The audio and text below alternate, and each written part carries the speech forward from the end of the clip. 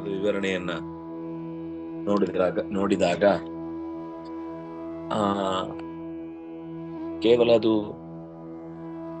ಒಂದು ವಿಷಯಕ್ಕೆ ನಿಲ್ಲಿಲ್ಲ. ಬ್ರಹ್ಮ ಅಂದ್ರೆ ನಿಜವಾದ ಅರ್ಥದಲ್ಲಿ, ಅಂದ್ರೆ ಮುಖ್ಯ ಅರ್ಥದಲ್ಲಿ ಇರುವ ಪರಮಾತ್ಮನನ್ನೇ ಜೋಡಿಸಿಕೊಂಡ್ರೆ ಒಳ್ಳೇದು. ಅಂತಹ ಪರಮಾತ್ಮನನ್ನ ತಿಳಿಸ್ಲಿಕ್ಕೆ ವೇದಗಳಿವೆ ಅಂತ ಬಂದಾಗ ಅದ್ ಹೇಗೆ ವೇದಗಳೇ ಅವನನ್ನ ತಿಳಿಸುವಂತದ್ದು ಅನ್ನೋದಕ್ಕೆ ನಿತ್ಯನಾದ ಪರಮಾತ್ಮನನ್ನ ನಿತ್ಯವಾದ ಯಾವುದಾದ್ರೂ ಮಾತುಗಳಿಂದ ತಿಳಿಸಲ್ಪಡಬಹುದು ಹೊರತು ಉಳಿದವುಗಳಿಂದ ಅವನನ್ನ ಅರ್ಥೈಸಿಕೊಳ್ಳುವುದು ಸಾಧ್ಯವಾಗದ ಸಂಗತಿ ಅನ್ನುವ ಅಂಶವನ್ನ ಹಿಂದಿನ ಮಾತಿನಲ್ಲಿ ನಾವು ಕೇಳಿದ್ವಿ.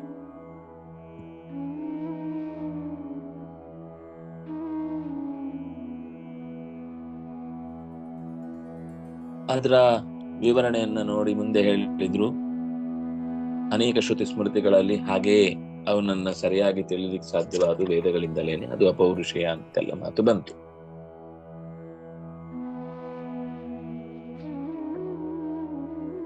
ಅದರ ಇನ್ನು ಕೆಲವು ಪದ್ಧತಿಗಳು ಏನ್ ಬಂದವು ಅಂದ್ರೆ,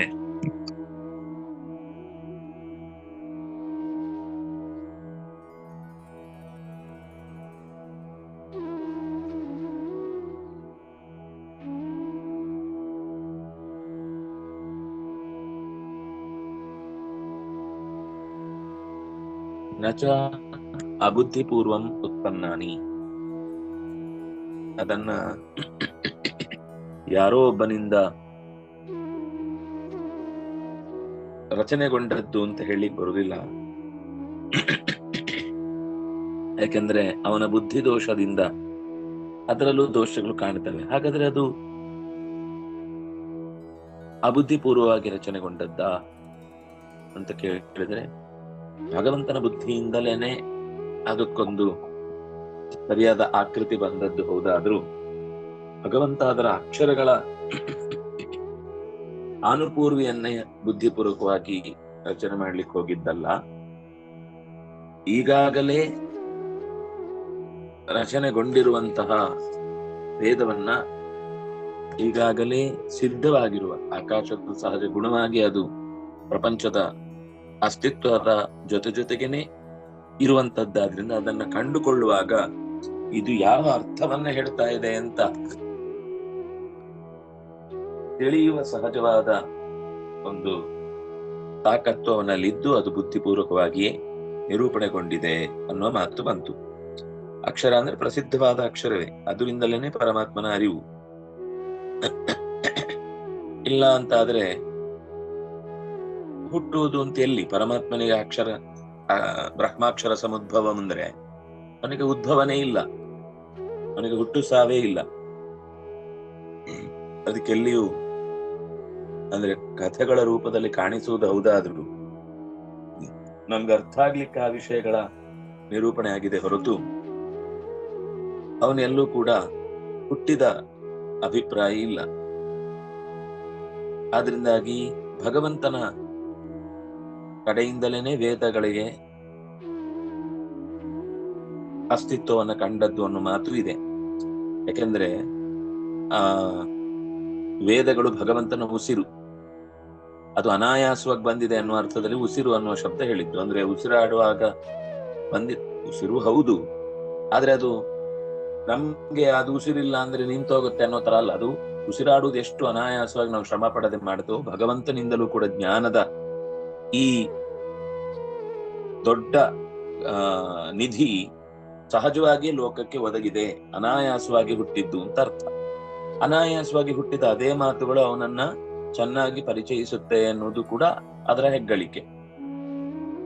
ಪೂರ್ಣ ಅಲ್ಲದೆ ಇದ್ರು ಬೇರೆ ಎಲ್ಲದಕ್ಕಿಂತ ಚೆನ್ನಾಗಿ ಪರಿಚಯಿಸುತ್ತೆ ವೇದಗಳು ಪರಮಾತ್ಮನನ್ನ. ಅಂಥವುಗಳು ಬುದ್ಧಿಯ ನೆರವಿಲ್ಲದೆ ಹುಟ್ಟುವುದಕ್ಕೆ ಸಾಧ್ಯ ಇಲ್ಲ. ಅಲ್ಲಿ ಸೋಕಾಮಯತ ಅಂತ ಮೊದಲಾದ ಅವನು ಇಷ್ಟಪಟ್ಟ ಆ ವೇದವನ್ನ ಲೋಕಕ್ಕೆ ಕೊಡಬೇಕು ಅಂತ, ಯಾಗದಲ್ಲಿ ಆಹುತಿ ಕೊಟ್ಟದ್ದೆಲ್ಲವೂ ಅವನ ಉಸಿರು ಅನ್ನುವ ಈ ಬೇರೆ ಬೇರೆ ರೂಪ ಪ್ರಪಂಚದ ಜೊತೆಗೇನೆ ವೇದಗಳು ಕೂಡ ಅನಾಯಾಸವಾಗಿ ಹುಟ್ಟಿದೆ ಅನ್ನುವುದನ್ನು ಕೂಡ ಹೇಳ್ತಾ ಇದೆ. ಇನ್ನು ವೇದಗಳ ಮುಖ್ಯ ತಾತ್ಪರ್ಯ ಅದು ಪರಮಾತ್ಮನನ್ನೇ ಹೇಳಿರುವುದಾದ್ರಿಂದ ಬೇರೆ ಚಿಂತೆಗಳನ್ನ ನಾವು ಆ ವಿಷಯದಲ್ಲಿ ಮಾಡಬೇಕಾದ ಅಗತ್ಯ ಇಲ್ಲ. ಅಂದ್ರೆ ಮುಖ್ಯ ತಾತ್ಪರ್ಯ ಪರಮಾತ್ಮನೇ. ಉಳಿದ ಲೋಕಗಳ ಬಗ್ಗೆ ಅದು ಹೇಳುತ್ತೆ ಅಂತ ಅನ್ನೋದು ಅದರ ಏನಂತಾರೆ ಬೈ ಪ್ರಾಡಕ್ಟ್ಸ್. ಅದು ಇನ್ನು ಉಳಿದ ಹೆಚ್ಚಿನ ವಿಷಯಗಳನ್ನ ಹೇಳಲಿಕ್ಕೆ ವೇದಗಳಲ್ಲಿ ಅವಕಾಶ ಇರುತ್ತೆ ಹೊರತು ಪರಮಾತ್ಮನ ತಿಳಿಸಿದ ನಂತರ ಇನ್ನೇನು ಅದಕ್ಕೆ ಅಸ್ತಿತ್ವವೇ ಇಲ್ಲ ಅಥವಾ ಅದಕ್ಕೆ ಏನು ಫಲವೇ ಇಲ್ಲ ಅಂತ ಹೇಳಲಿಕ್ಕೆ ಬರುದಿಲ್ಲ. ಉಳಿದ ವಿಷಯಗಳನ್ನ ಹೇಳುತ್ತಲ್ವಾ ಅಂದ್ರೆ ಹೌದು, ಆದ್ರೆ ಅದೇ ಪ್ರಧಾನ, ಅದು ಬಿಟ್ಟು ಬೇರೆ ಅರ್ಥ ಇಲ್ಲ ಅಂತ ಚಿಂತಿಸಬಾರ್ದು. ಉಳಿದ ದೇವತಾ ಶಕ್ತಿಗಳನ್ನು ಅಥವಾ ಉಳಿದ ಲೋಕದ ವೈಶಿಕ ಚಿತ್ರಣವನ್ನು ಅಷ್ಟನ್ನೇ ನೀಡುತ್ತೆ ಅಂತ ಹೇಳಬಾರ್ದು. ಯಾಕೆಂದ್ರೆ ಅದು ಮುಖ್ಯ ತಾತ್ಪರ್ಯಕ್ಕೆ ವಿರುದ್ಧ. ಪರಮಾತ್ಮನನ್ನು ಹೇಳಲಿಕ್ಕೋಸ್ಕರನೇ ಅದು ಬಂದಿರುವುದು. ತಚ್ಚೋಕ್ತಂ ಪುರಸ್ತಾತ್, ಅದರ ವಿವರ ಹಿಂದೆ ಬಂದಿದೆ. ವಿವರಣೆಯನ್ನು ಕೊಡುವಾಗ ಎಲ್ಲ ವೇದಗಳಿಗೂ ಮುಖ್ಯ ಅಭಿಪ್ರಾಯ ಅವನೇ ಅನ್ನುವ ಚಿಂತನೆ ಬಂದಿದೆ. ಇನ್ನು ಒಂದು, ನಹಿ ಅಸ್ವಾತಂತ್ರ್ಯೇನ ಕರ್ತು ಪ್ರಾಧಾನ್ಯಂ. ಈಗ ಕರ್ತ ನಡೆಸ್ತಾನೆ ಅನ್ನುವ ಮಾತು ಬಂದಾಗ ಸ್ವಾತಂತ್ರ್ಯ ಅನ್ನೋದೇ ಕರ್ತೃತ್ವ. ತಾನು ತನ್ನ ಅಧೀನದಲ್ಲಿದ್ದುಕೊಂಡು ಉಳಿದವುಗಳನ್ನು ಅಧೀನದಲ್ಲಿ ಇರಿಸಿಕೊಂಡು ಕಾರ್ಯವನ್ನು ನಡೆಸುವುದಾದ್ರೆ ಅವನು ಸ್ವತಂತ್ರ. ಎಲ್ಲವೂ ಸ್ವತಂತ್ರದಲ್ಲಿದೆ, ಸ್ವಂ ಕೂಡ ತನ್ನ ಅಡಿಯಲ್ಲೇ ಇದೆ. ಹೀಗಿದ್ರೆ ಮಾತ್ರ ಅವನು ಪ್ರಧಾನ ಕರ್ತೃ ಅಂತ ಅನಿಸಿಕೊಳ್ತಾನೆ. ಭಗವಂತನು ಕೂಡ ಹಾಗೇನೆ. ಬುದ್ಧಿಪೂರ್ವಕವಾಗಿ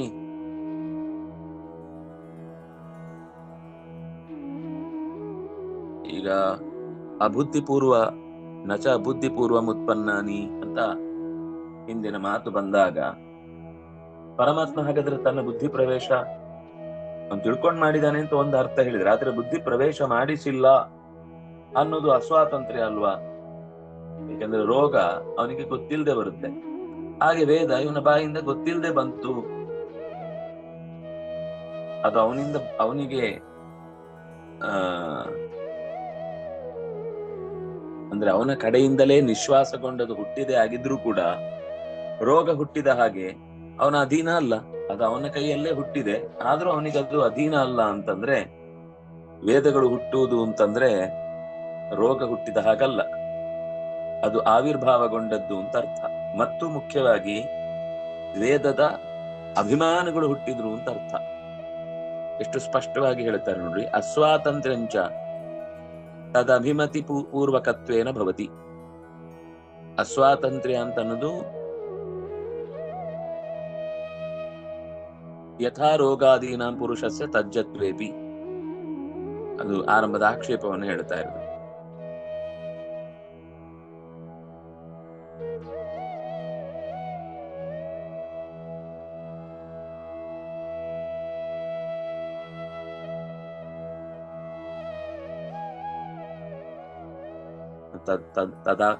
ತದಮಿತಿ ಪೂರ್ವಕತ್ವೇನ, ಅಮತಿ ನನ್ನ ಅಭಿಮತಿ ಅಂತ ಓದ್ತೇನೆ. ತತ್ ಅಮತಿ ಪೂರ್ವಕತ್ವೇನ ಭವತಿ. ಬುದ್ಧಿಪೂರ್ವಕವಾಗಿ ಮಾಡಿಲ್ಲ ಅಂತಂದ್ಮೇಲೆ ಅಸ್ವಾತಂತ್ರ್ಯವೇ ಆಯ್ತಲ್ಲ ಅಂತಂದ್ರೆ ಹೇಗೆ ಅಂತನ್ನೋದಕ್ಕೆ, ರೋಗಾದಿಗಳು ಹೇಗೆ ಪುರುಷನನ್ನ ಆವರಿಸಿಕೊಳ್ಳುತ್ತೆ ಅವನಿಂದಲೇ ಹುಟ್ಟುತ್ತೆ. ಆದ್ರೆ ಯಾವಾಗ ರೋಗ ಹೋಗಬೇಕು ಅಂತ ಆ ಪುರುಷ ಆದೇಶ ಮಾಡಿದ್ರೆ ಅದೇನು ಹೋಗಲ್ಲ. ಆದ್ರಿಂದಾಗಿ ಅದು ಹುಟ್ಟುವುದೇ ಅವನಿಂದ, ಆದ್ರೆ ಅವನನ್ನೇ ನುಂಗತ್ತೆ. ಹಾಗೆ ವೇದಗಳು ಅವನಿಂದ ಹುಟ್ಟಿರ್ಬೋದು, ಆದ್ರೆ ಅದು ಅವನ ಅಧೀನದಲ್ಲಿದೆ ಅಂತ ಹೇಳೋದಕ್ಕೆ ಏನು ಕಾರಣಗಳು ಕಾಣಿಸ್ತಿಲ್ವಲ್ಲ ಅಂತಂದ್ರೆ, ಇಲ್ಲಿ ಹುಟ್ಟಿದ್ದು ಅನ್ನುವ ಶಬ್ದದ ಅರ್ಥ ಉತ್ಪತ್ತಿ ವಚನಾನಿ ಅಭಿವ್ಯಕ್ತ್ಯರ್ಥ ವ್ಯಕ್ತ್ಯರ್ಥ ಅನ್ಯಾಭಿಮಾನಿ ದೇವತಾ. ಉತ್ಪತ್ತಿ ವಚನಾನಿ ಅಭಿವ್ಯಕ್ತ್ಯರ್ಥ ಅಭಿಮಾನಿ ಅಭಿವ್ಯಕ್ತ್ಯರ್ಥ ಅಭಿಮಾನಿ ದೇವತಾ ವಿಷಯಕಾಣಿ. ಯಾವ ಮಂತ್ರಗಳು ಅಭಿವ್ಯಕ್ತಿಗೊಂಡವು ಅದಕ್ಕೆ ಒಂದಿಷ್ಟು ಅಭಿಮಾನಿ ದೇವತೆಗಳಿದ್ದಾರೆ. ಅನ್ಯಭಿಮಾನಿ ಅದಲ್ಲ, ಅನ್ಯಭಿಮಾನಿ ಅದು ಸರ್. ಅನ್ಯಭಿಮಾನಿನ ಹೌದು ಸರ್. ಅಭಿವ್ಯಕ್ತ್ಯರ್ಥಾನಿ ಅಭಿಮಾನಿ ದೇವತಾ ವಿಷಯಾಣಿ. ಸರಿ ಸರಿ. ಅಭಿವ್ಯಕ್ತಿ ಆಗುವುದಕ್ಕೆ ಒಂದಿಷ್ಟು ದೇವತೆಗಳು ಅಲ್ಲಿ ಕಾಣಿಸಿಕೊಳ್ತಾರೆ. ಅಭಿವ್ಯಕ್ತಿ ಆಗುವುದು ಅಂದ್ರೆ ಮಂತ್ರಗಳು ಮಾತ್ರ ಅಭಿವ್ಯಕ್ತಿ ಆಗುವುದಲ್ಲ, ಮಂತ್ರದ ಅಭಿಮಾನಿ ದೇವತೆಗಳು ಅಭಿವ್ಯಕ್ತಿ ಆಗ್ತಾರೆ. ಆ ವೇದಾಭಿಮಾನಿಗಳು ಹುಟ್ಟಿದ್ದು ಅಂತ ಅರ್ಥ. ವೇದ ಹುಟ್ಟಿದ್ದು ಅಂತಂದ್ರೆ ನೀವು ಅವನಿಂದಲೇ ಹುಟ್ಟಿತು, ಆದ್ರೆ ಅದು ಅವನಿಂದ ಹುಟ್ಟಿದ್ದಲ್ಲ ಅಂತ ಹೀಗೇನೋ ಹೇಳಿದ್ರೆ ಅದರ ಅರ್ಥ ರೋಗ ಹುಟ್ಟಿದ ಹಾಗೆ ಈ ವೇದ ಹುಟ್ಟಿದ್ದಲ್ಲ. ಇದು ವೇದ ಅಂತನ್ನುವಂಥದ್ದು ಅದರ ಅಭಿಮಾನಿ ದೇವತೆಗಳು ಅವನಿಂದ ಅಭಿವ್ಯಕ್ತಿಗೊಂಡದ್ದು. ಅದರಿಂದಾಗಿ ವೇದ ನಿತ್ಯ ಅನ್ನುವ ಶಬ್ದವನ್ನ, ಉತ್ಸೃಷ್ಟ ಅನ್ನುವ ಶಬ್ದವನ್ನ ಬಳಸಿದ್ದು ಹಿಂದೆ. ವೇದ ನಿತ್ಯ ಅಂತಂದ್ರೆ ಯಾರಿಂದಲೂ ಹುಟ್ಟುವುದಿಲ್ಲ, ಅಂದ್ರೆ ಅಕ್ಷರಗಳ ಜೋಡಣೆ ಯಾರಿಂದಲೂ ಆಯ್ತು ಅಂತ ಹೇಳಿ ಬರುವುದಿಲ್ಲ. ಅಕ್ಷರಗಳು ಆ ಮೊದಲೇ ಹಾಗೆ ಇವೆ, ಅದಕ್ಕೊಂದು ರೂಪ ಸಿಗುತ್ತಷ್ಟೇ, ಅದಕ್ಕೊಂದು ಆಕೃತಿ ಸಿಗುತ್ತಷ್ಟೇ. ಇದನ್ನ ಹೀಗೆ ಚಿಂತಿಸ್ಬೇಕು, ಇದನ್ನ ಹೀಗೆ ಪ್ರಾರ್ಥನೆ ಮಾಡಬೇಕು, ಈ ದೇವತಾ ಶಕ್ತಿ ಅನುಸಂಧಾನ ಹೀಗಿರ್ಬೇಕು ಅನ್ನುವ ಒಂದು ಎಚ್ಚರಿಕೆಯನ್ನ ಕೊಡುತ್ತೆ ಹೊರತು ಅದು ಮೊದಲ ಬಾರಿಗೆ ಹೀಗೇನೆ ಅದರ ಸ್ವರೂಪ, ಇದಕ್ಕಿಂತ ಮೊದಲು ಈ ಮಂತ್ರಕ್ಕೆ ಈ ರೀತಿಯಾದ ಸ್ವರೂಪ ಇರ್ಲಿಲ್ಲ ಅನ್ನೋ ಹೊಸ ಮುಖ ಯಾವತ್ತೂ ಬರುವುದಿಲ್ಲ. ವೇದ ಇದ್ದೇವೆ ಎಂಪಶ್ಯತ್, ಕಾಣುವವನಿಗೂ ಕೂಡ ಇದು ಹಿಂದೆ ಹೀಗೆ ಇತ್ತು ಅಂತ ಕಂಡೇ ಅವನು ವೇದ ಮಂತ್ರವನ್ನ ಲೋಕದಲ್ಲಿ ಪಡೆಯುವುದು. ಆದ್ರಿಂದಾಗಿ ಅದನ್ನು ಉತ್ಸೃಷ್ಟ ನಿತ್ಯ ಅನ್ನುವ ಶಬ್ದದಿಂದ ಹೇಳುತ್ತದೆ. ಉತ್ಸೃಷ್ಟ ಅಂದ್ರೆ ಸೃಜ ವಿಸರ್ಗೆ, ಕಾಣದಂತಿತ್ತು ಕಾಣುವಂತಾಯ್ತು, ಅಳಿವೇ ಇಲ್ಲ, ಹಾಗಾದ್ರೆ ಮತ್ತೆ ಹೊಸ ಹುಟ್ಟು ಎಲ್ಲಿಂದ? ಇದು ನಿತ್ಯ ಇತ್ಯುಕ್ತ ಉತ್ಸೃಷ್ಟ ಇತಿ ವಚನಾತ್. ನಿತ್ಯ ಅಭಿವ್ಯಂಜಕೆ ಕರ್ತೃವಚನಂಚ ಅಸ್ತಿ. ಅಭಿವ್ಯಂಜಕತ್ವೇ, ಅಭಿವ್ಯಂಜಕತ್ವ ಅಂದ್ರೆ ಹೊರಗೆಡಹಿದ್ದು ಅನ್ನುವುದಕ್ಕೆ ಕರ್ತೃ ಭಗವಂತನೇ ಅದರ ಜನಕ ಅನ್ನುವ ಅರ್ಥದಲ್ಲಿ ಮಾತಿದೆ. ಕೃಷ್ಣಂ ಶತಪಥಂ ಚಕ್ರೇ, ಶತಪಥ ಬ್ರಾಹ್ಮಣದ ಎಲ್ಲವನ್ನೂ ಕೂಡ ನಡೆಸಿದ. ಕಥಂ ಆದಿತ್ಯಸ್ಥ ವೇದಾಹ ತೇನೈವ ಕ್ರಿಯಂತೆ. ಶತಪಥ ಶ್ರುತಿಯನ್ನು ಯಾಜ್ಞವಲ್ಕ್ಯನು ರಚಿಸಿದನು ಅನ್ನುವ ಮಾತಲ್ಲಿ ಬಂತು.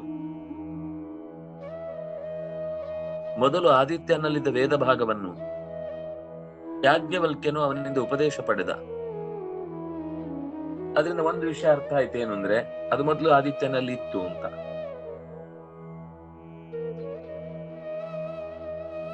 ಅದ ಹೇಗೆ? ಕಥಂ ಯಾಜ್ಞವಲ್ಕ್ಯನ ಕ್ರಿಯಂತೆ. ಚಕ್ರೆ ಅನ್ನೋದಕ್ಕಾಗದ್ರೆ ಏನರ್ಥ? ಚಕ್ರೆ ಅನ್ನೋದಕ್ಕೆ ರಚಿಸಿದನು ಅಂತಂದ್ರೆ ಕಾಳಿದಾಸ ಕಾವ್ಯ ಬರೆದ ಹಾಗಲ್ಲ. ವಚನ ಮಾತ್ರಾಚ ನಿರ್ಣಯಾತ್ಮಕತ್ವ ಶಾರೀರಕೋಕ್ತಂ ಬಲವತ್.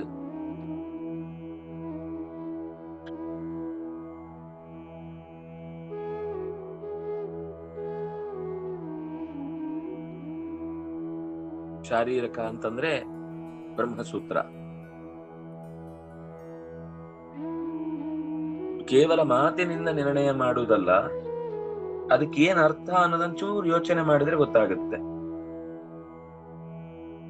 ಹಾಗೆ ಬ್ರಹ್ಮಸೂತ್ರದಲ್ಲಿ ಮಾತಿದೆ, ಶಾಸ್ತ್ರಂ ಯೋನಿ ಅಸ್ಯ ಇತಿತು ಶಾಸ್ತ್ರ ಯೋನಿತ್ವಂ.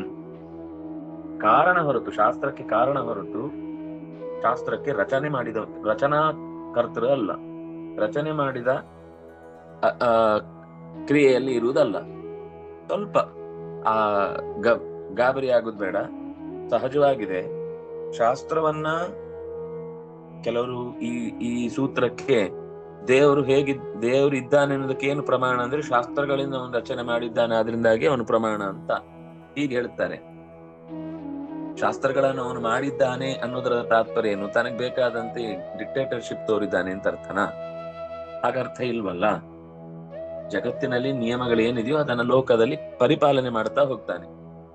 ಹಾಗಾದ್ರೆ ಶಾಸ್ತ್ರಗಳು ಇವನನ್ನ ಪರಿಚಯಿಸಿಕೊಡ್ಲಿಕ್ಕೋಸ್ಕರ ಇವೆ ಅನ್ನೋದೇ ಅರ್ಥ ಹೊರತು ಅಸ್ಯ ಯೋನಿಹಿ ಶಾಸ್ತ್ರಂ, ಇವನನ್ನ ಪರಿಚಯಿಸ್ಲಿಕ್ಕೋಸ್ಕರ ಶಾಸ್ತ್ರ ಇದೆ, ಇವನನ್ನ ಅರ್ಥಪಡಿಸ್ಲಿಕ್ಕೋಸ್ಕರ ಶಾಸ್ತ್ರ ಇದೆ ಅನ್ನೋದೇ ಆ ವಾಕ್ಯದ ಅರ್ಥ ಹೊರತು ಇವನಿಂದಾಗಿ ಆ ರಚನೆಗಳು ಅಂದ್ರೆ ಮಂತ್ರದ ರಚನೆಗಳು ಉಂಟಾದವು ಅಂತ ಅರ್ಥ ಅಲ್ಲ.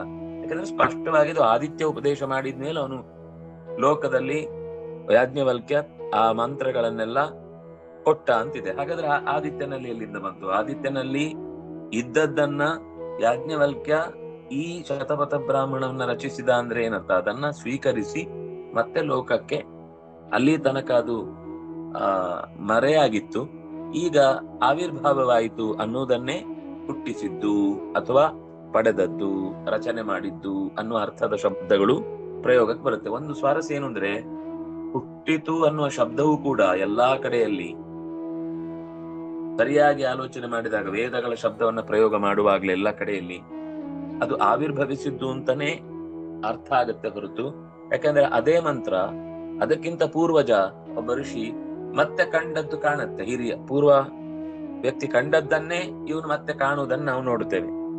ಕೆಲವೊಂದ್ ಸರ್ತಿ ಪಾಠಾಂತರ ಇದ್ರೆ ಅದು ಕೂಡ ಹಾಗೇನೆ, ಹಾಗೂ ಒಬ್ಬ ಪೂರ್ವದಲ್ಲಿ ಕಂಡಿರ್ತಾನೆ, ಇವನು ಮತ್ತೆ ಅದನ್ನು ಇನ್ನೊಮ್ಮೆ ಕಾಣುವುದಾದ್ರಿಂದಾಗಿ ತಸ್ಮಾತ್ ಸರ್ವಗತಂ ಬ್ರಹ್ಮ ಅಂತ ಎಲ್ಲ ಕಡೆ ತುಂಬಿದ ಪರಮಾತ್ಮನನ್ನ ಪರಿಚಯಿಸ್ಲಿಕ್ಕೋಸ್ಕರ ಎಲ್ಲ ಕಾಲದಲ್ಲೂ ಮತ್ತೆ ಮತ್ತೆ ಋಷಿಗಳು ನಿರಂತರದನ್ನು ಹೇಳ್ತಾ ಇರ್ತಾರೆ.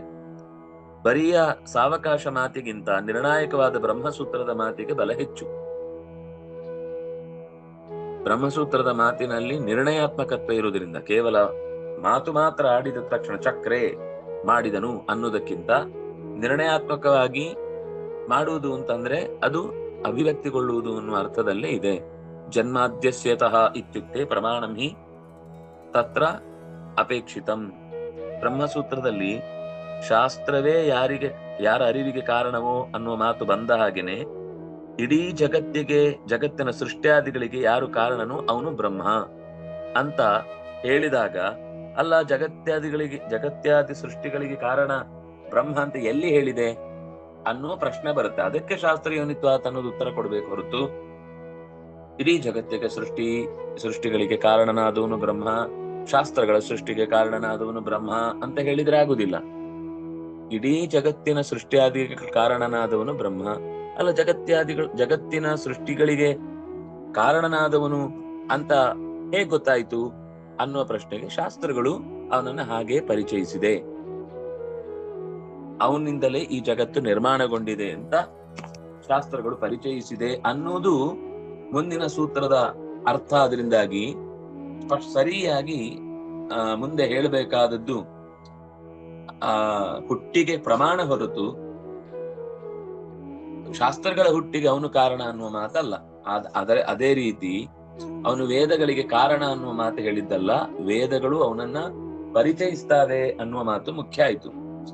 ಅಲ್ಲ, ವೇದಗಳನ್ನ ನಿರ್ಮಿಸಿದ ಅನ್ನುವುದು ಇನ್ನೂ ಒಂದು ಅಂಶದಿಂದ ಯೋಚನೆ ಮಾಡಿದ್ರೆ, ವೇದಗಳನ್ನ ನಿರ್ಮಿಸಿದ್ದಾನೆ ಆದ್ರಿಂದ ಅವನು ಜಗತ್ತನ್ನು ನಿರ್ಮಿಸಿದ್ದಾನೆ ಅನ್ನೋದು ಉತ್ತರ ಆಗುತ್ತಾ?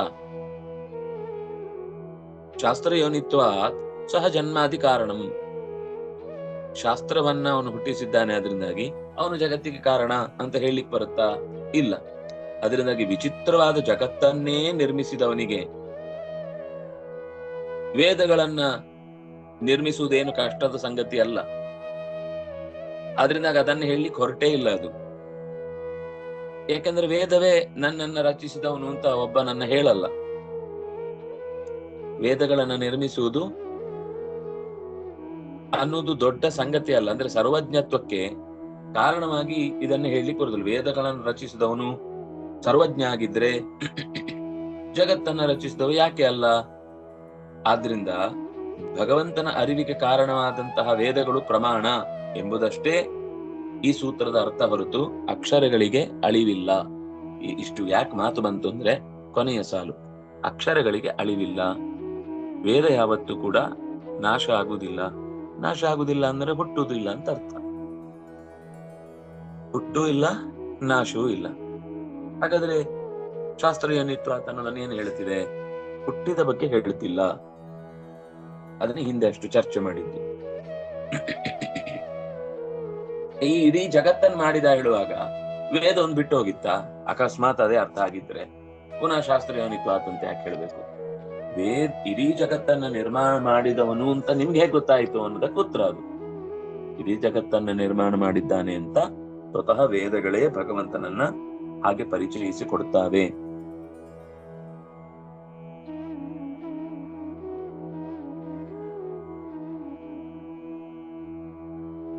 ನತು ತಸ್ಯ ಜಾತತ್ವಂ ವೇದ ಕಾರಣತ್ವಂ ವಾ, ಅವನಿಂದ ಹುಟ್ಟಿತು, ವೇದಕ್ಕೆ ಅವನೇ ಕಾರಣನಾಗಿದ್ದಾನೆ ಅನ್ನೋ ಅಂಶವನ್ನೇ ಈ ಸೂತ್ರ ಹೇಳಿ ಕೊಡ್ಲಿಲ್ಲ.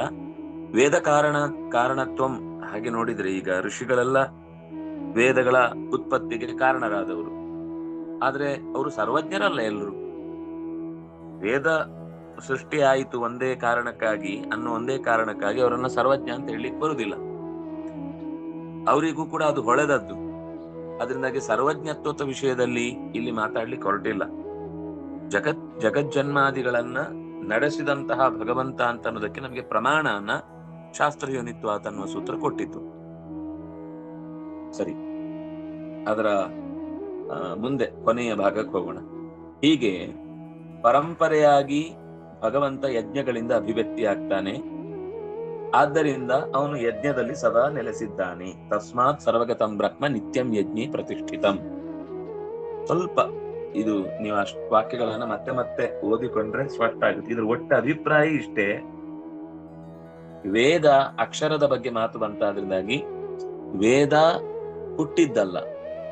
ನಮ್ಮ ಇವತ್ತಿನ ಲೋಕದ ಭಾವನೆಯಲ್ಲಿ ಏನು ಹುಟ್ಟು ಅಂತಿದೆ, ಇರದೇ ಇದ್ದದ್ದು ಅಂದ್ರೆ ಬೇರೆ ಸ್ವರೂಪದಲ್ಲಿ ಇದ್ದದ್ದು ಈ ಸ್ವರೂಪಕ್ಕೆ ಬಂತು ಅಂತ.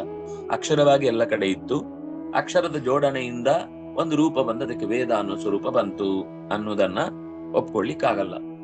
ಅದು ಅನಾದಿ ಕಾಲದಿಂದ ಅನಂತ ಕಾಲದವರೆಗೂ ಒಂದೇ ರೀತಿ ಇರುವ ಒಂದು ಅಕ್ಷರ ವಿನ್ಯಾಸಗಳ ಋಷಿಗಳ ತಪಸ್ಸಿನ ಫಲವಾಗಿ ಕಂಡ ಹೊಳೆವು ಅದು. ಅದರಿಂದಾಗಿ ಅದು ಯಾರೋ ಒಬ್ರು ಮಧ್ಯದಲ್ಲಿ ನನಗೆ ಈ ಶಬ್ದ ಇಷ್ಟ ಇಲ್ಲ ಅಂತ ಕಿತ್ತು ಬೇರೆ ಶಬ್ದ ಹಾಕ್ಲಿಕ್ಕೆ ಆಗುದಿಲ್ಲ. ಅಗ್ನಿಮಿ ಈಳೆ ಪುರೋಹಿತಂ ಅನ್ನೋದನ್ನ ನನಗೆ ಯಾಕೋ ಸರಿ ಹೋಗ್ತಿಲ್ಲ. ಇದು ವಹ್ನಿಮಿ ಈಳೆ ಪುರೋಹಿತಂ ಅಂತ ಹಾಕ್ಲಿಕ್ಕೆ ಆಗಲ್ಲ. ಅದು ಹಾಕಿದ್ರು ವೇದ ಮಂತ್ರ ಆಗಲ್ಲ. ವೇದ ಮಂತ್ರಕ್ಕೇ ಆದ ಒಂದು ಘನತೆ, ಗೌರವ ಅದರಿಂದ ಕಾಲಶಾಸ್ತ್ರೀಯನಿತ್ವಾದಂತ ಭಗವಂತ ವೇದಗಳನ್ನು ಸೃಷ್ಟಿಸಿದ್ದಾನೆ ಅಂತ ಇದೆಯಲ್ವಾ ಅಂತ ಒಂದು ಆಕ್ಷೇಪ ಬಂತು. ಅದಕ್ಕೆ ಹೇಳಿದ್ರು ಅದು ಅಲ್ಲಿ ಆ ಅರ್ಥದಲ್ಲಿ ಹೇಳೇ ಇಲ್ಲ. ಸೂತ್ರ ಅನ್ನೋದು ಅದು ನಿರ್ಣಯಿಸ್ಲಿಕ್ಕೋಸ್ಕರ ಬಂದಿರುವಂತದ್ದು.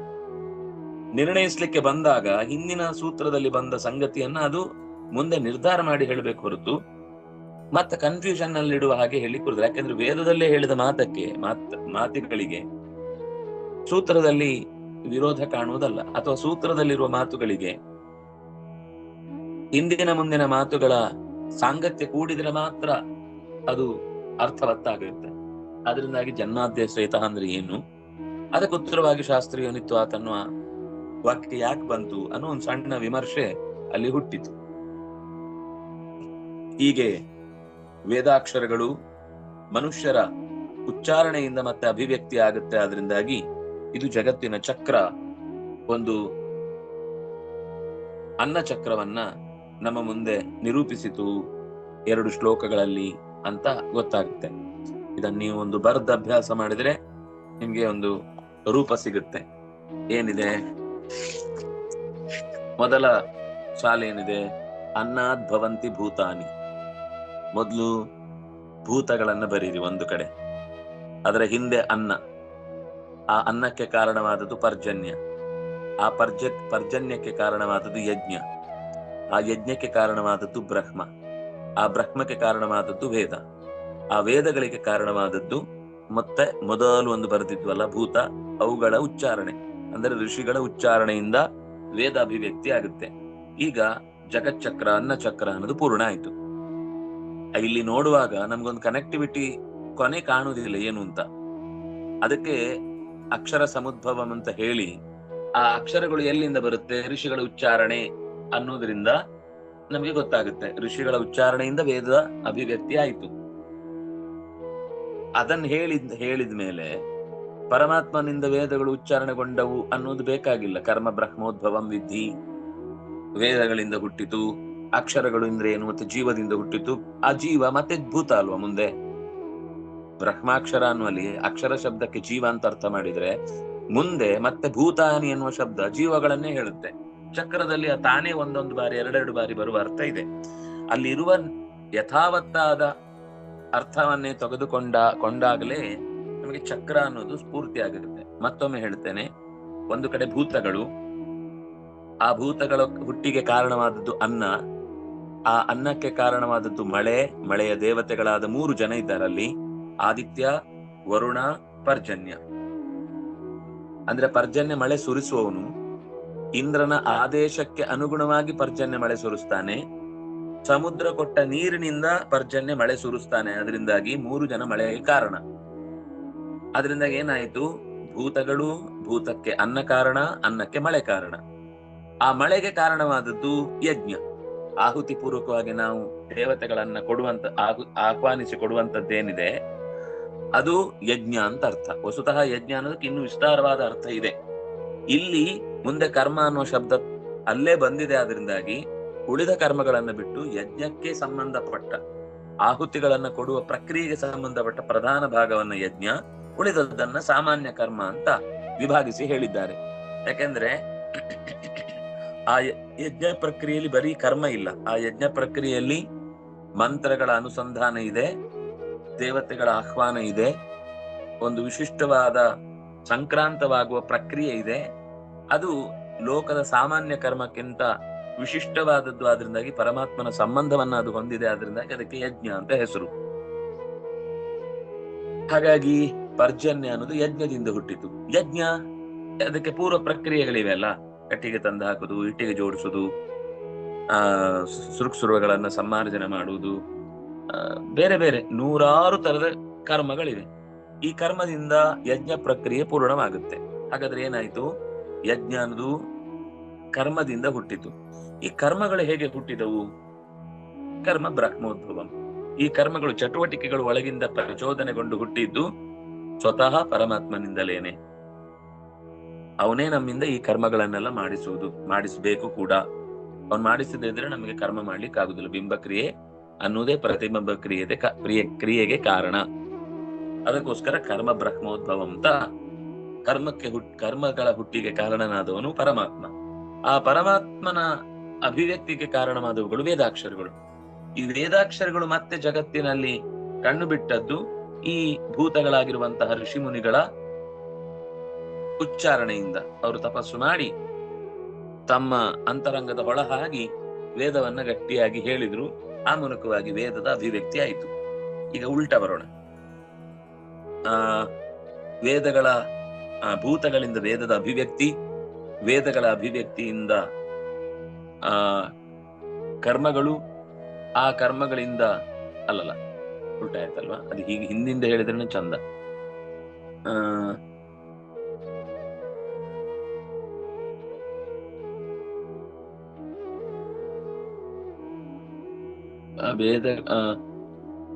ವೇದಗಳ ಅಭಿವ್ಯಕ್ತಿಗೆ ಕಾರಣರಾದವರು ಭೂತಗಳು,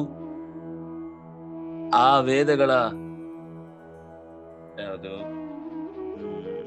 ಪರಮಾತ್ಮನ ಅಭಿವ್ಯಕ್ತಿಗೆ ಕಾರಣವಾದವುಗಳು ವೇದಗಳು, ಕರ್ಮಗಳ ಅಭಿವ್ಯಕ್ತಿಗೆ ಕಾರಣನಾದವನು ಪರಮಾತ್ಮ,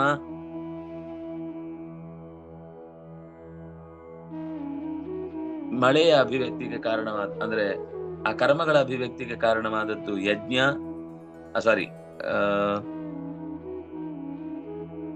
ಉಲ್ಟ ಹೇಳಿಕ್ ಹೋದೆ. ಅನ್ನ ಮಿಸ್ ಆಯ್ತು ಸರ್.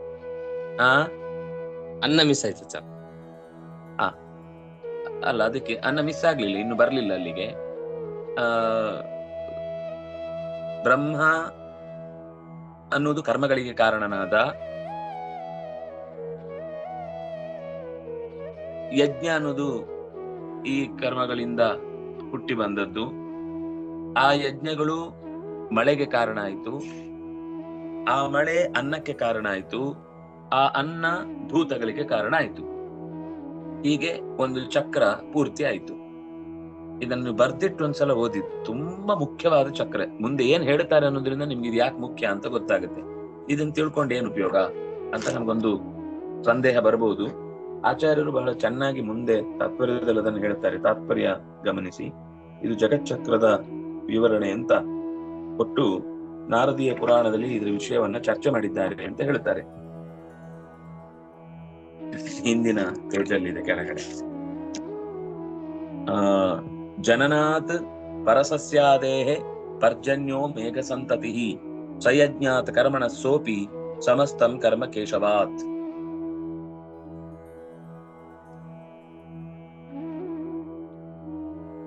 ಪರ್ಜನ್ಯ ಅನ್ನೋ ಶಬ್ದಕ್ಕೆ ಅರ್ಥ ಬರೀತಾರೆ, ತುಂಬಾ ಚಂದದ ಅರ್ಥ. ಜನನಾತ್ ಪರಸಸ್ಯಾದೇಹೆ, ಪರ ಅಂದ್ರೆ ಶ್ರೇಷ್ಠ ಸೃಷ್ಟಿ ಎನಿಸಿದ ಸಸ್ಯಗಳು, ಅದಕ್ಕೆ ಪರಸೃಷ್ಟಿ ಅಂತ ಹೆಸರು. ಪರವೆನಿಸಿದ ಸಸ್ಯಾದಿಗಳ ಜನನಕ್ಕೆ ಕಾರಣವಾದದ್ದಾದ್ರಿಂದಾಗಿ ಪರ್ಜನ್ಯ ಅಂತ ಹೆಸರು. ಪರ್ಜನ್ಯ ಅನ್ನುವ ಶಬ್ದ ಇಂದ್ರನಿಗೂ ಇದೆ, ಆದಿತ್ಯನಿಗೂ ಇದೆ, ಪರ್ಜನ್ಯ ಅಂತಾನೆ ಒಬ್ಬ ದೇವತೆಯೂ ಇದ್ದಾನೆ. ಆದ್ರಿಂದಾಗಿ 3 ಜನ ಪರ್ಜನ್ಯರು ಅಂತ ನಾನಾಗಿ ಹೇಳಿದ್ದು, ಮಳೆಯ ದೇವತೆ ಅಂತ. 3 ಜನರನ್ನ ಯಾಕೆ ತಗೊಳ್ಬೇಕಾಯ್ತು ಅಂದ್ರೆ 3 ಜನರಿಗೂ ಮಳೆಗೂ ಸಂಬಂಧ ಇದೆ. ಪರವೆನಿಸಿದ ಶ್ರೇಷ್ಠವೆನಿಸಿದ ಸಸ್ಯ ಸೃಷ್ಟಿಗೆ, ಸಸ್ಯ ಸೃಷ್ಟಿಯ ಜನನಕ್ಕೆ ಯಾರು ಕಾರಣನೋ ಅವನು ಪರ್ಜನ್ಯ. ಜನನಾಥ ಪರಸಸ್ಯಾದೇಹೇ ಪರ್ಜನ್ಯ. ಅದೇನು? ಮೇಘ ಸಂತತಿ. ಪರ್ಜನ್ಯ ಅನ್ನೋದು ಮೇಘಗಳ ಗುಂಪಿಗೆ ಕಾರಣವಾದದ್ದು. ಸಹ ಯಜ್ಞಾತ್ ಕರ್ಮಣ ಸೋಪಿ ಸಮಸ್ತಂ ಕರ್ಮ ಕೇಶವಾತ್. ಮಳೆಗರೆಯುವ ಮೋಡಗಳ ಮಾಲೆಯೇ ಪರ್ಜನ್ಯವೆನಿಸಿದರೆ ಆ ಮಾಲೆ ಹುಟ್ಟಿದ್ದು ಯಜ್ಞದಿಂದ, ಆ ಯಜ್ಞ ಹುಟ್ಟಿದ್ದು ಕರ್ಮದಿಂದ, ಆ ಕರ್ಮವೂ ಕೂಡ ಕೇಶವನಿಂದ. ನಿಮ್ಗೆ ಅಲ್ಲಿ ಬ್ರಹ್ಮೋದ್ಭವ ಅನ್ನೋದಕ್ಕೆ ಪರಮಾತ್ಮನೇ ಅಂತ ಅರ್ಥ ನೀವು ನಿಮ್ಗೆ ಇಷ್ಟ ಬಂದ ಹಾಗೆ ಮಾಡಿದ್ರ ಅಂದ್ರೆ ಇಲ್ಲ, ಇದು ನಾರದೀಯ ಪುರಾಣದಲ್ಲಿ ಬಂದ ಮಾತು. ಸ್ಪಷ್ಟವಾಗಿ ಇದೇ ಅಭಿಪ್ರಾಯವನ್ನ ಅಲ್ಲಿ ಆ ಶಬ್ದ ಹೇಳಿದೆ, ಆ ಚಕ್ರವನ್ನ ಪರಿಚಯಿಸುವ ಮಾತು ಹೇಳಿದೆ.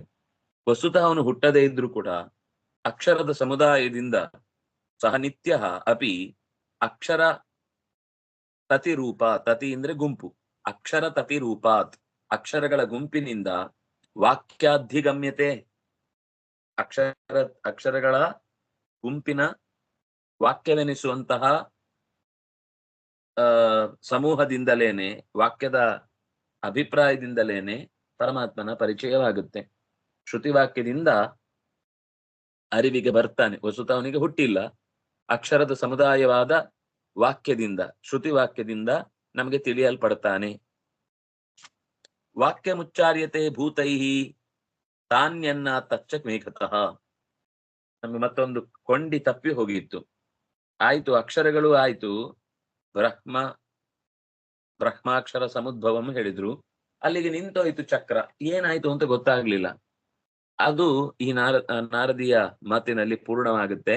ಅಲ್ಲೇನಿದೆ ಅಂತಂದ್ರೆ, ವಾಕ್ಯವನ್ನು ಭೂತಗಳು ಉಚ್ಚರಿಸ್ತವೆ, ಆ ಭೂತಗಳು ಆಹಾರದಿಂದ ಹುಟ್ಟುತ್ತಾರೆ, ಆ ಆಹಾರ ಮಳೆಯಿಂದ ಸಿಗುತ್ತೆ. ಅದರಿಂದಾಗಿ ಸರ್ವಗತನಾದ ನಾರಾಯಣ ಯಾವಾಗ್ಲೂ ಯಜ್ಞದಲ್ಲಿ ನಿಂತಿದ್ದಾನೆ. ಈ ಯಜ್ಞ ಅನ್ನೋದು ಮಧ್ಯದ ಪಾಯಿಂಟು, ಆಚೆಗೆ ಈಚೆಗೆ ಒಂದು. ಅದಕ್ಕೆ ಇಲ್ಲಿ ಶ್ಲೋಕ ಗಮನಿಸಿ, ಒಂದು ಕಡೆಯಿಂದ ಏನ್ ಹೇಳಿದ್ರು, ಮೇಘ ಸಂತತಿ ಹೇಳಿ ಯಜ್ಞ ಕರ್ಮ ಕೇಶವ ಅಂತ ತಂದ್ರು. ಇನ್ನೊಂದು ಕಡೆಯಿಂದ ಅದೇ ವೇದ ವಾಕ್ಯದ ಉಚ್ಚಾರಣೆ ಎನ್ನುವುದು ಭೂತಗಳಿಂದ, ಭೂತಗಳು ಅನ್ನದಿಂದ, ಅನ್ನ ಅನ್ನೋದು ಮೇಘದಿಂದ, ಆ ಮೇಘ ಅನ್ನೋದು ಮತ್ತೆ ಪರ್ಜನ್ಯದಿಂದ, ಅಂದ್ರೆ ಮೇಘ ಅನ್ನೋದು ಮತ್ತೆ ಯಜ್ಞದಿಂದ. ಹೀಗೆ ಎಲ್ಲದಕ್ಕೆ ಮಧ್ಯದ ಕೊಂಡಿ ಯಾವುದು ಅಂದ್ರೆ ಯಜ್ಞ. ಅದರಿಂದಾಗಿ ಪರಮಾತ್ಮ ಎಲ್ಲ ಕಡೆನೂ ಇದ್ದಾನೆ. ಅದರಿಂದಾಗಿ ವಿಶೇಷವಾಗಿ ಯಜ್ಞದಲ್ಲೂ ಕೂಡ ಅಭಿವ್ಯಕ್ತಿಗೊಳ್ತಾನೆ, ಸದಾ ಯಜ್ಞದಲ್ಲಿ ನೆಲೆಸಿದ್ದಾನೆ. ಹೀಗೆ ಒಂದು ಮತ್ತೆ ಎಚ್ಚರಿಕೆ ಕೊಡ್ತಾರೆ. ಸರಿ, ಇದಾಯ್ತು, ಈಗ ಅನ್ನ ಚಕ್ರವಾಯ್ತು. ತಸ್ಮಾತ್ ಸರ್ವಗತೋ ವಿಷ್ಣು ನಿತ್ಯಂ ಯಜ್ಞೆ ಪ್ರತಿಷ್ಠಿತ. ಆದ್ರಿಂದಾಗಿ ಎಲ್ಲ ಕಡೆ ತುಂಬಿರುವ ವಿಷ್ಣು ನಿತ್ಯವಾಗಿಯೂ ಯಜ್ಞದಲ್ಲಿ ತುಂಬಿದ್ದಾನೆ. ಏವಂ ಪ್ರವರ್ತಿತಂ ಚಕ್ರಂ ನಾನು ವರ್ತಯತಿ ಹಯ ಸಪಾಪೋ ವಿಶ್ವಹಂತೃತ್ವಾತ್ ನರಕೆ ಮಜ್ಜತಿ ಧ್ರುವಂ. ಎಚ್ಚರಿಕೆ ಕೊಡ್ತಾರೆ. ಈ ಚಕ್ರವನ್ನ ಪರಮಾತ್ಮ ಎಲ್ಲರಿಗೋಸ್ಕರ ಸೃಷ್ಟಿ ಮಾಡಿದ್ದಾನೆ. ಇದರಲ್ಲಿ ನಾವು ಮಧ್ಯದಲ್ಲಿ ಎಲ್ಲೂ ಕೂಡ ಆ ಚಕ್ರದ ಹಳಿಯನ್ನ ತಪ್ಪಿಸಬಾರದು. ಒಂದು ವೇಳೆ ತಪ್ಪಿಸಿದೆವು ಅಂತಾದ್ರೆ, ಏವಂ ಪ್ರವರ್ತಿತಂ ಚಕ್ರಂ ಯಹ ನಾನು ವರ್ತಯತಿ, ಯಾರು ಈ ಚಕ್ರವನ್ನು ಅನುಸರಿಸುವುದಿಲ್ಲವೋ, ಅಂದ್ರೆ ಯಜ್ಞ ಮಾಡದೇ ಇರುವುದು, ನೀರನ್ನ ಹಾಳು ಮಾಡುವುದು, ಸಪಾಪೋ ಹಂತೃತ್ವಾತ್. ವಿಶ್ವಹಂತೃ ಅಂದ್ರೆ ಇಡೀ ಜಗತ್ತಿನ ಒಂದು ಕೊಂಡಿಯನ್ನ ತಪ್ಪಿಸುತ್ತಾನೆ. ಅದರಿಂದಾಗಿ ಅವನಿಗೆ ಮಹಾಪಾಪ ಬರುತ್ತೆ. ಅವನು ನಿಶ್ಚಿತವಾಗಿ ಕೊಲೆಗಡುಕ, ಅವನು ವಿಶ್ವಹಂತೃ ಅಂತ ಹೇಳ್ತಾರೆ. ಜಗತ್ತನ್ನೇ ಕೊಂದ ಪಾಪಿ ಆಗ್ತಾನೆ ಅವನು. ಈ ಚಕ್ರದಲ್ಲಿ ತಾನು ಸರಿಯಾಗಿ ನೆಲೆ ಊರದೆ ಮುಂದುವರಿಯದೆ ಅದಕ್ಕೆ ಬೇಕಿರುವ ಕರ್ತವ್ಯವನ್ನು ನಿರ್ವಹಣೆ ಮಾಡದೆ ಹೋದ್ರೆ ಅವನು ಜಗತ್ತನ್ನೇ ಕೊಲೆ ಮಾಡಿದ ಪಾಪಕ್ಕೆ ಈಡಾಗ್ತಾನೆ. ನಿಶ್ಚಿತವಾಗಿಯೂ ನರಕದಲ್ಲಿ ಒದ್ದಾಡ್ತಾನೆ. ಅದೇನು ಹೇಗೆ ಅಂತ ಮತ್ತೆ ಮುಂದೆ ಸ್ವಲ್ಪ ವಿವರ ಇದೆ. ಏನದು ವಿಶ್ವಹಂತೃತ್ವಾತ್ ನರಕೆ ಮಜ್ಜತಿ ಧ್ರುವಂ ಅಂತ. ನಮ್ ಕರ್ತವ್ಯ ನಾವು ಮಾಡ್ಬೇಕು ಅನ್ನೋದಕ್ಕೋಸ್ಕರ ಇಷ್ಟು ಹೇಳಿದ್ರು. ಪರಮಾತ್ಮ ಎಲ್ಲ ಕಡೆ ನೆಲೆಸಿದ್ದಾನೆ, ನಮ್ಗೆಲ್ಲವನ್ನು ಕೊಟ್ಟಿದ್ದಾನೆ, ನಮ್ಮ ಕರ್ತವ್ಯದ ದೃಷ್ಟಿಯಿಂದ ಇದನ್ನೆಲ್ಲ ಮುಂದುವರಿಸಬೇಕಾಗಿದೆ ಅನ್ನೋದನ್ನ ಹೇಳಲಿಕ್ಕೆ ಈ ಮಾತು ಬಂತು. ಮತ್ತೆ ನಾಳೆ ಇಲ್ಲ, ನಾಳೆ ದಿನ ಚಿಂತನೆಯಲ್ಲಿ ನಾಳೆ ಮಾಡ್ಬೋದು ಅನ್ಸುತ್ತೆ. ಎಲ್ರಿಗಾಗತ್ತೆ ಅಂದ್ರೆ ಮಾಡೋಣ. ಸ್ವಲ್ಪ ಇದಿದೆ, ನಾಳೆ ಏನು ಹರಿವಾಸರ ಇದೆ, ಆದ್ರಿಂದ ಮಾಡಬಹುದು. ಬರ್ತೀರಾ? ನಾಳೆ ತುಂಬಾ ಗಹನವಾದ ವಿಷಯ ಇದೆ, ಇದಕ್ಕೆ ಸಂಬಂಧಪಟ್ಟದ್ದು. ಅದು ಒಂದ್ ದಿವಸ ಗ್ಯಾಪ್ ಬಿಟ್ರೆ ಇವತ್ತಿದೆಲ್ಲ ಮರ್ತೋಗ್ಬಿಡುತ್ತೆ. ಇದನ್ನು ಒಂದ್ಸಲ ನೀವು ಓದಿ, ನಾಳೆ ನಿಮ್ಗೆ ಇನ್ನೂ ಹೆಚ್ಚು ಅರ್ಥ ಆಗುತ್ತೆ. ಎಷ್ಟು ತಲೆಗೆ ನೆನಪಾಗುತ್ತೆ ಇದನ್ನೇ ಕೇಳಿ. ಇಲ್ಲ ಅಂದ್ರೆ ಓದ್ಲಿಕ್ಕೆ ಗೊತ್ತಾಗ್ಲಿಲ್ಲ ಅಂದ್ರು ಇದೇ ರೆಕಾರ್ಡ್ ಅನ್ನು ಒಂದೆರಡು ಸಲ ಕೇಳಿ. ಆವಾಗ ನಾಳೆ ಹೇಳುವ ವಿಷಯಗಳಿಗೆ ಇನ್ನಷ್ಟು ಪೂರಕವಾದ ನೆನಪಿದ್ದಷ್ಟು ಅದು ಹಳೆಯದು ಚೆನ್ನಾಗಿ ಖುಷಿ ಕೊಡುತ್ತೆ. ಅದಕ್ಕೆ ನಮ್ಗೆ ಇಂಥ ಪಾಠಗಳನ್ನು ಮಾಡಿದಾಗ ಯಾವತ್ತೂ ಕೂಡ ಬರೀ ಕೇಳುವುದೊಂದೇ ಕ್ರಮ ಇರ್ಲಿಲ್ಲ. ಅದನ್ನು ಹೇಳಿದ್ರೆ ಮಾತ್ರ ಅದು ಜಿತ ಆಗುತ್ತೆ. ಈಗ ನನಗೆ ಗೊತ್ತು, ಈ ಕೇಳಿದ್ರು ಮತ್ತೆ ಅದನ್ನ ನೋಡಿದ್ರೆ ಪಾಠ ಆಗಿದೆ ಅಂತ ಅನ್ಸುದೇ ಇಲ್ಲ. ಇದು ಯಾವಾಗ್ಲೂ ಹೇಳಿ ಮರ್ತು ಎಲ್ಲೋ ಕೇಳ್ದಂಗಿದೆ ಅಂತ ಅನ್ಸುತ್ತೆ ಕೆಲವು ಶಬ್ದಗಳು, ಕೆಲವು. ಅದಕ್ಕೋಸ್ಕರ ನಾನು ಈ ಚಕ್ರವನ್ನ ಒಂದು ಅಭ್ಯಾಸ ಮಾಡ್ಕೊಳ್ಳಿ. ಆ ಚಕ್ರದ ಬಗ್ಗೆನೇ ಒಂದು ದಿವಸ ಚರ್ಚೆ ಮಾಡ್ಬೋದು. ಅದನ್ನ ಅನುವಾದ ಮಾಡಿ ಒಂದು ವಿಶೇಷ ಗಮನ ಹರಿಸ್ಬೋದು ಅದರ ಬಗ್ಗೆ. ಅದಕ್ಕೆ ಸಂಬಂಧಪಟ್ಟ ವೇದಗಳ ಬಗ್ಗೆ ಬಂತು, ಕರ್ಮಗಳ ಬಗ್ಗೆ ಬಂತು, ಯಜ್ಞಗಳ ಬಗ್ಗೆ ಬಂತು, ಭೂತಗಳ ಬಗ್ಗೆ ಬಂತು, ಮಳೆಯ ಬಗ್ಗೆ ಬಂತು, ಆ ಮಳೆಯಲ್ಲಿರುವ ದೇವತೆಗಳು ಯಾರ್ಯಾರು ಅಂತ ಇಷ್ಟು ವಿಷಯ ಬಂತು. ಎಲ್ಲ ಸೇರಿದ್ರೆ ಒಂದು ಒಳ್ಳೆ ಜ್ಞಾನವನ್ನು ಕೊಡುವಂತಹ, ಒಂದು ಪ್ರಪಂಚದ ಸರಿಯಾದ ಕೊಂಡಿಯ ಪರಿಚಯ ಕೊಡುವಂತಹ ಮಾತುಗಳಿವು. ಶ್ರೀ ಹರಿಪ್ರಿಯತಾಂ ಶ್ರೀ ಕೃಷ್ಣಾರ್ಪಣಮಸ್ತು.